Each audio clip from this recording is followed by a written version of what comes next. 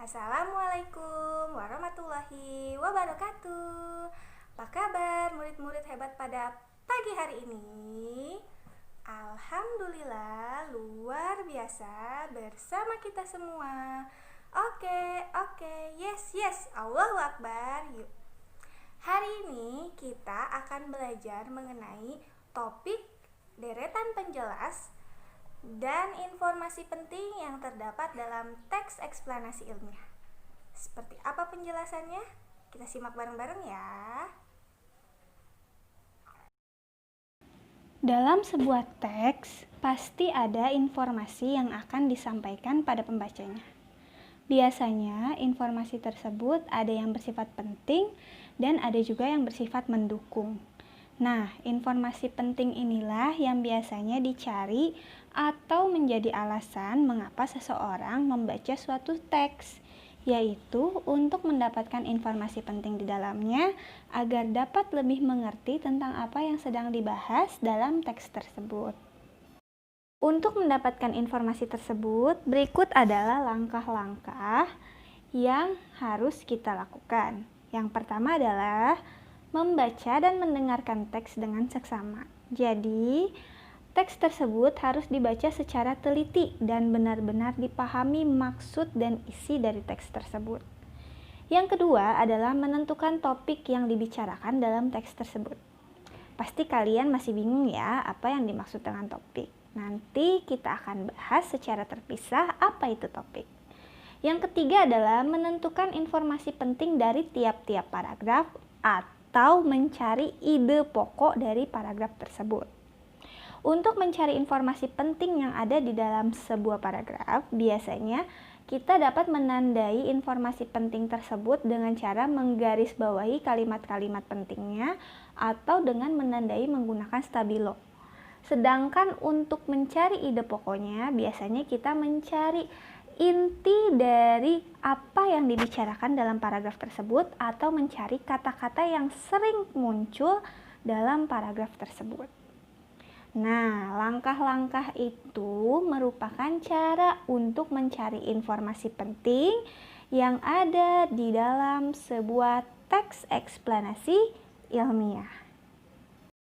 Nah, pada slide sebelumnya, Bu Rere sempat menyebutkan kata topik. Apa sih sebenarnya yang dimaksud dengan topik itu? Mari kita bahas bersama-sama ya.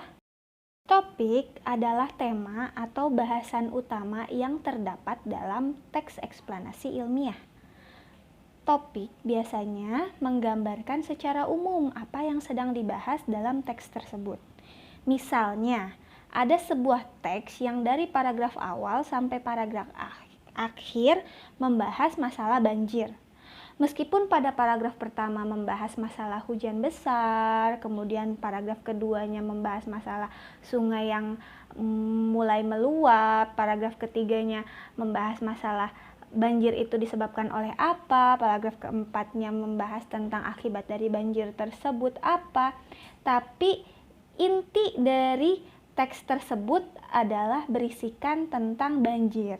Maka topik dari teks tersebut adalah banjir, karena dari awal paragraf sampai akhir paragraf yang dibahas adalah tentang banjir.